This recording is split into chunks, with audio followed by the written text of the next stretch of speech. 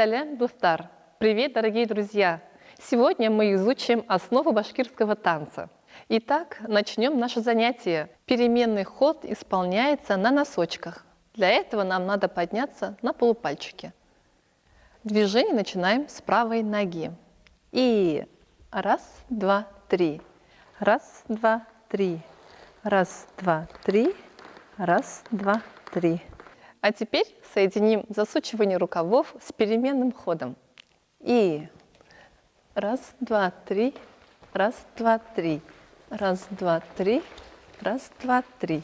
Следующее движение, которое мы сейчас разучим, это хлопки.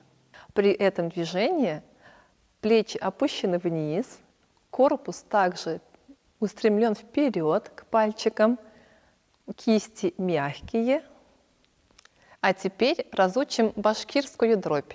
Дробь является одним из важных элементов башкирского танца.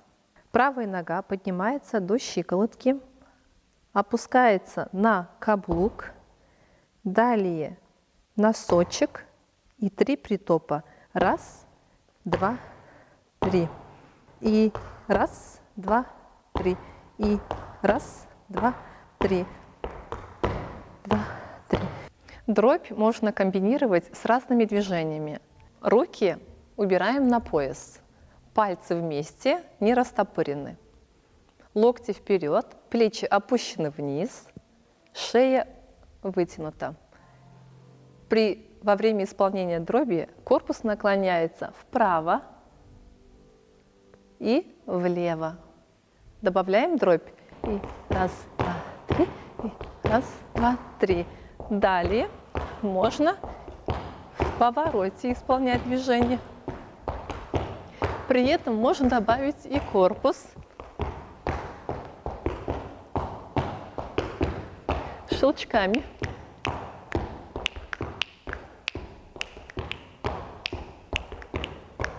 Поворачиваемся полубоком. Руку левую выводим вперед, ладонь раскрыта. Правой рукой делаем хлопок, при этом трясем кистями. Правая рука поднимается до верха, левая остается на месте. Перекат корпуса, левая рука убирается на пояс, правая опускается до второй позиции рук. При этом кисти трясутся. Теперь к этому движению мы добавим дробь. И раз, и два, и три, четыре, пять, и шесть, и семь, и восемь. И два, и три, четыре, пять, и шесть, и семь, и восемь. А теперь соединим движение и попробуем станцевать под музыку.